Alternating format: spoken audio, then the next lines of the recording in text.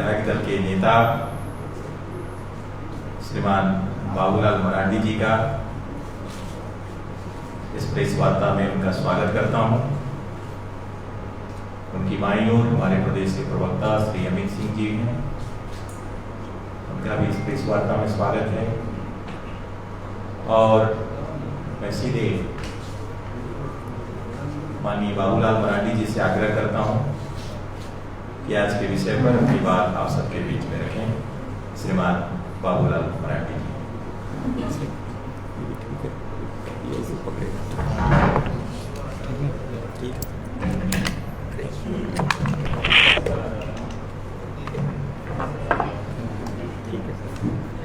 आवाज ठीक है ना?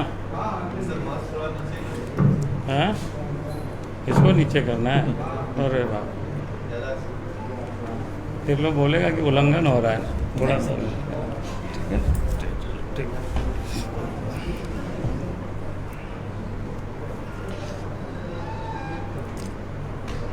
चलिए, सबसे पहले तो आप सबको बहुत बहुत बधाई, क्योंकि आज आप सब लोगों को दोबारा कष्ट दिया गया है। क्योंकि प्रातःकाल भी प्रेस हुआ था और अभी भी आप सब लोगों के साथ मिल रहे हैं।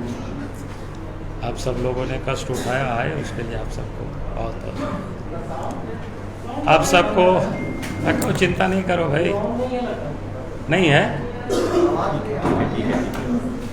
आप सबको ध्यान में है, आज आप सब लोगों ने अखबार में पढ़ा है कि हमारे मतलब सलाहकार के रूप में काम कर रहे सुनील तिवारी जी, और आप सब लोगों के भी वो वरिष्ठ साथी रहे हैं, पत्रकार, मैंने वरिष्ठ पत्रकार है, इसलिए मैंने कहा कि आप सब लोगों के साथी और हमारे तो सलाहकार। कल उनके ऊपर आरगोड़ा थाना में एक मैंने षड्यंत्र के तहत, जिसको कह सकते हैं, एक उनके ऊपर बड़ा गंभीर आरोप लगाया गया, उनके ऊपर केस किया गया। मैं उस संदर्भ में ही मैं आप सब लोगों से बात करने के लिए यहाँ उपस्थित हूँ। चूँकि घटना थोड़ी सी लंबी है, इसलिए आप सब लोगों को मुझे लगता है कि पूरी कहानी बतानी पड़ेगी थोड़ी सी संक्षिप्त में ही। क्योंकि मामला पिछले 2020 के दिसंबर से ही ये चल रहा है। आप सबको ध्यान में आएगा, 2020 में के दिसंबर में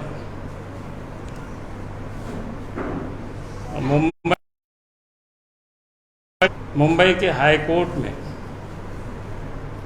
एक लड़की ने सीबीआई जांच के लिए केस दायर किया।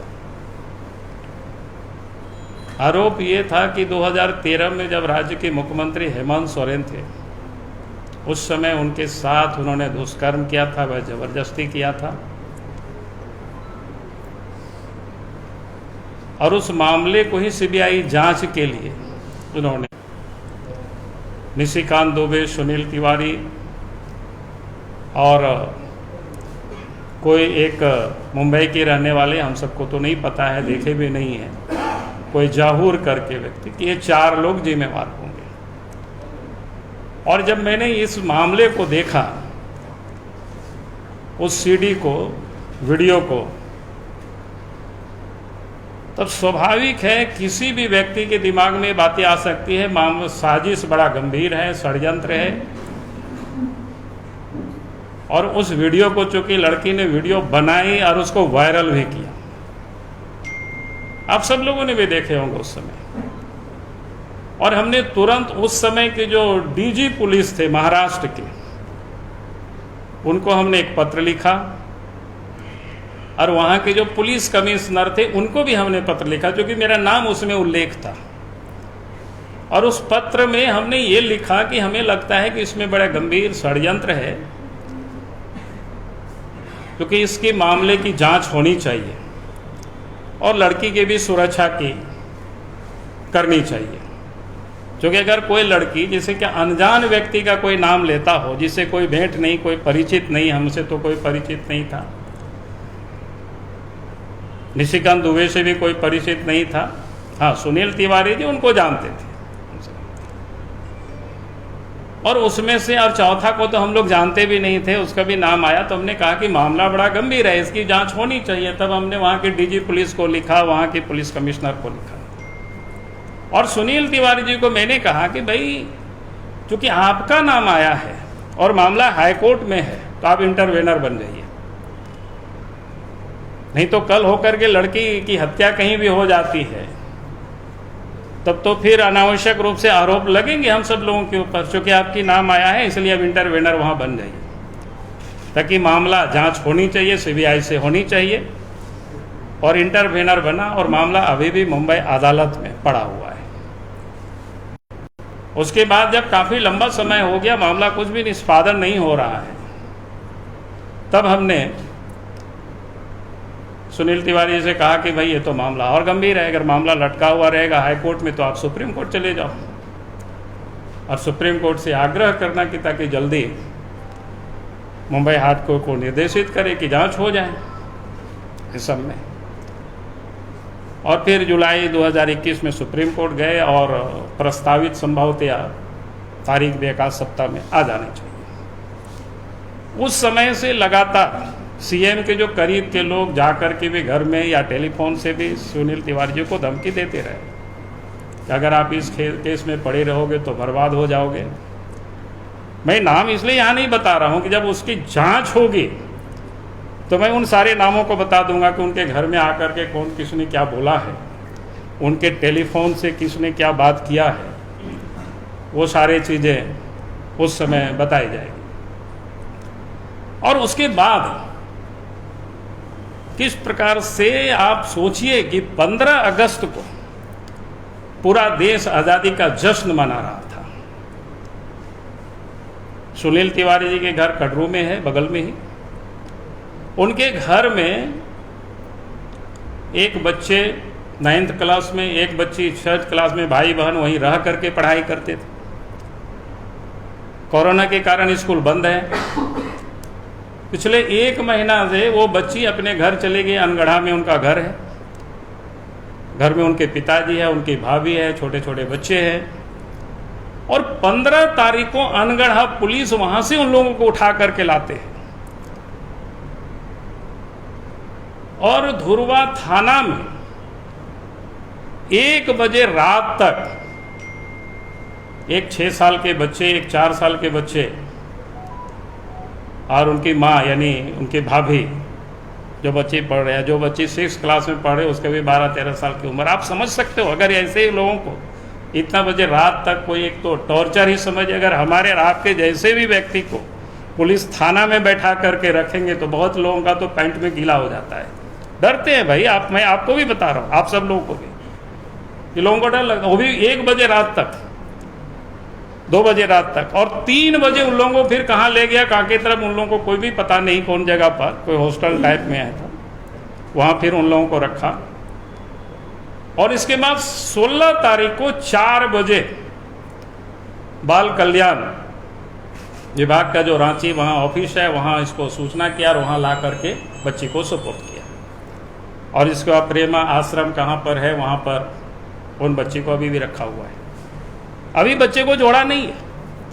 15 तारीख को शाम में हम लोगों ने बहुत बात करने की कोशिश की, सीनियर एसपी से, डीजी से, ग्रामीण एसपी से, कोई स्पष्ट जवाब ही नहीं दे रहा था यार मामला क्या है।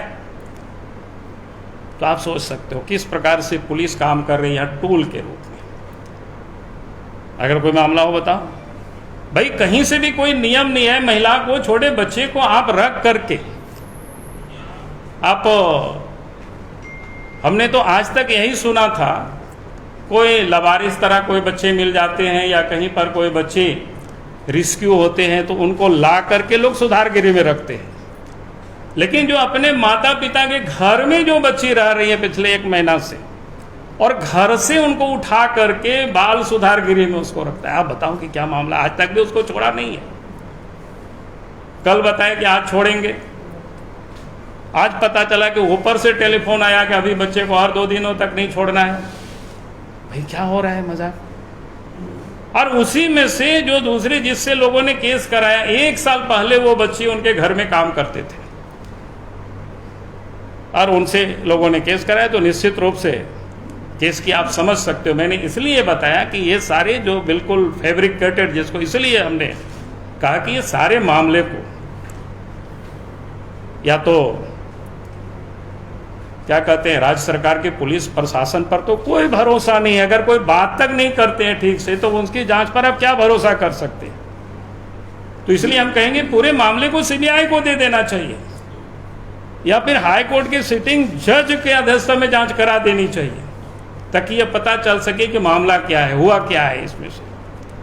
और इस मामले को लेकर के कल, अभी चूंकि गवर्नर है नहीं, गवर्नर आएंगे, महामहिम आएंगे, तो उनसे भी हम लोग मिलेंगे, अर्जी करेंगे। अगर इस प्रकार के किसी को भी कोई लोग, तब तो कोई किसी के घर में कोई काम करने में लोग डरेंगे, काम करने वालों को रखने में लोग डरेंगे। और सरकार के विरोध में आप सब लोग भी लिखते हैं, आप सब लोग भी दिखाते हैं, तो आप लोगों को भी सावधान मैं कर देना चाहता हूं कि किसी दिन आपके ऊपर भी कोई इस प्रकार की केस कर देगा। तो ये बिल्कुल अन्याय है, जुल्म है, और इसका हम विरोध करते हैं। और हम इसका कहते हैं कि भाई जांच करिए और निष्पक्ष एजेंसी से जांच कराइए। इसलिए मैं आज आप सब लोगों के समक्ष मैं यहाँ उपस्थित हुआ हूँ, और इसलिए लगा कि मैं आज आप सब लोगों के सामने इन सारे बातों को या तथ्यों को मैं रख सकूँ। हाँ जी, बताओ। अनडीपिंग द पॉलिटिशियंस का जो खेल हो रहा है झारखंड में, क्योंकि आप झारखंड के पहले मुख्यमंत्री रहे, क्या ये राजनीतिक सुचिता के लिए घातक है या नहीं? मैं कह रहा हूं कि राजनीतिक सुचिता छोड़ दीजिए, राज्य के लिए यह घातक है। तो इसकी शुरुआत तो आप लोगों ने की। सवाल ही नहीं पैदा होता है भाई। मुख्यमंत्री के ऊपर जो आरोप लगे थे, कौन से? आपने मुख्यमंत्री के ऊपर हमने आरोप कहाँ लगाए भाई? अगर मुख्यमंत्री को लगता है कि हमने तो कहा कि 2013 में वो लड़की ने केस की, 2020 में हाई कोर्ट में उन्होंने केस की, तो मुख्यमंत्री तो अगर निर्दोष है तो उनको तो खुद ही लिख करके दे देना चाहिए कि भाई किसी भी एजेंसी से आप जांच कराइए। तो आज तक तो मुख्यमंत्री चुप है। तो आपका कहना है कि हाँ, अगर मेरे ऊपर कोई आरोप, आज भी तो मैं कह रहा हूं ना, अगर मेरे सलाहकार के ऊपर आरोप लगे तो मैं तो कह रहा हूं आप सीबीआई से जांच कराए, न्यायिक अधिकारियों से, सिटिंग जज है उनसे जांच कराइए। दोनों मामलों की जांच नहीं, सीबीआई से हाँ दोनों होने चाहिए ना, क्या दिक्कत है भाई? हम कोई डरते थोड़े यार, कोई हम लोग तो राजनीति खुली किताब है करते हैं। कोई बाबूलाल मरांडी ऐसा कोई नहीं बोलता है कि ये करके डबल स्टैंडर्ड की हम बात नहीं करते हैं।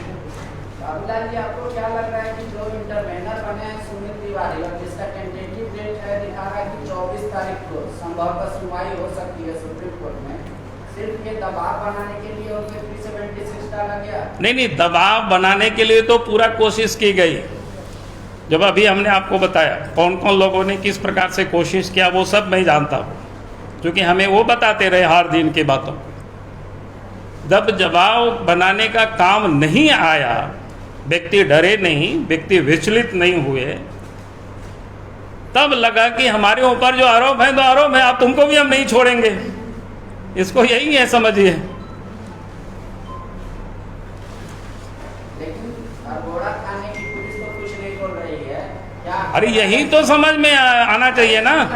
अगर मामला कोई फैब्रिकेटेड नहीं होता तो भाई जिस दिन मामला था, इतना छुपा छुपी क्या है भाई? तब तो सामने सब कोई तुरंत आ जाता, उसी समय आ जाता। आप बताइए कि लड़की जो कह रही कि 2020 के मार्च से सितंबर तक ये सारे घटनाएं हो रही है, पढ़ी लिखी लड़की है, उस समय थाना में लिख करके दे सकती थी,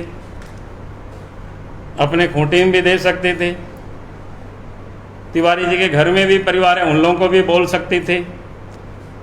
चलो उनको नहीं बोल सकते थे, कहीं तो लिख करके दे सकते थे ना। लेकिन अगर लगभग 1 साल तक कहीं कोई मामला नहीं आया और अचानक फिर इस प्रकार की, तो इसका अर्थ ही होता है। और आज भी जैसे हमने कहा कि उन बच्चे लोगों को उठा के ले आया, तो हमने खुद सीनियर एसपी से बात करने की कोशिश की, डीजी से बात हुई तो उन्होंने कोई स्पष्ट नहीं बोला हमको नहीं पता है, हम पता करके बताते हैं, आज तक नहीं बताए। ग्रामीण एसपी से बात किए तो उन्होंने कुछ बताया कि नहीं, खूंटी तरफ से बच्ची को लाया है, उधर लवारिस की तरह थे। तो हम बोले कि क्या बात करते हो साहब, हमने तो बात करवाया अनगढ़ा के थानेदार से, उन्हें कहा घर से उठा के लाए। उनकी बच्ची की भाभी और उनके पिताजी लोगों को हमने कल पूछा अपने से, जब वो लोग रांची आए थे बच्ची को लेने के लिए तो उन्होंने पूछा कि भाई कहाँ से तुम लोगों को लाया, तो बोला घर से लाया पुलिस ने। तो ये क्या मजाक है? तो इसलिए मैंने कहा कि ये तो बिल्कुल टूल्स के रूप में काम करे। और मैंने फिर बार बार कहता हूं भाई, पुलिस प्रशासन होता है, कानून व्यवस्था है, कानून के हिसाब से काम करने की, और सरकार भी उसी के हिसाब से काम करनी चाहिए। अपने हिसाब से सरकार को चलाने की जरूरत नहीं है, इसीलिए संविधान होता है, उसीलिए नियम परिनियम बनता है। और उससे बियॉन्ड अगर कोई भी काम करता है तो जितने लोगों ने काम किया उनका हाथ शराब दुनिया देख रही है, पूरा देश भी देख रहा है उन लोगों का। इसलिए हम हेमंत जी से भी कहेंगे कि भाई आप रास्ते से भटक के अगर इधर उधर करके काम करोगे तो आने वाले कल आपको कोई माफ नहीं करेगा। हाँ हाँ, इस पीसी में सुनील तिवारी जी खुद भी नहीं है। अरे वो अपना कर लेंगे पीसी ने जी, वो अपना करेंगे, वो अपने खुद सच्चा में आप लोगों के मित्र ही है, सीनियर है, वरिष्ठ है। ट्रेनर बनने के बाद जब उनको धमकियां मिल रही थी तो उन्होंने मुकदमा क्यों नहीं दर्ज कराया?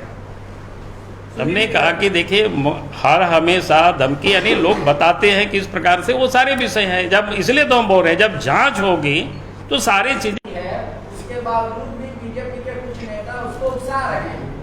हमने कहा कि भाई हमने तो कहाँ उकसा रहे हैं, लेकिन अगर कोई लड़की वीडियो बनाती है, वायरल करती है, हमें अगर कुछ हो जाए यानी उसकी जान को खतरा है, इसकी उनको अंदेशा है। आप सब लोगों ने भी उस वीडियो को देखे होंगे जिसमें मेरा भी नाम उल्लेख है, तो हमें क्या करना चाहिए था? हमने तुरंत उसी क्षण महाराष्ट्र के डीजी पुलिस को पत्र लिखा, उसी क्षण वहाँ के पुलिस कमिश्नर को पत्र लिखा, उस समय परमवीर वहाँ के पुलिस कमिश्नर थे, को हमने पत्र लिखा। और तब हमने कहा तिवारी जी को आपका भी नाम लिया है, आप इंटरवेनर बन जाओ, नहीं तो कल जिस ढंग से लड़की डरी हुई है, भयभीत है, कल उनको कहीं कोई मार करके फेंक देगा तो मुफ्त में हम सारे लोग क्या बोलते हैं जवाब देते देते कौन दुनिया सुनेगी। और इसलिए हमने कहा कि यार इसे सीबीआई से जांच होना चाहिए। आज भी मैं कह रहा हूं। ठीक है, चलिए, बहुत बहुत धन्यवाद। 10 लाख रुपए जुर्माना नगर निगम ने लगाया है। अरे यार सब बात एक ही साथ कर दो।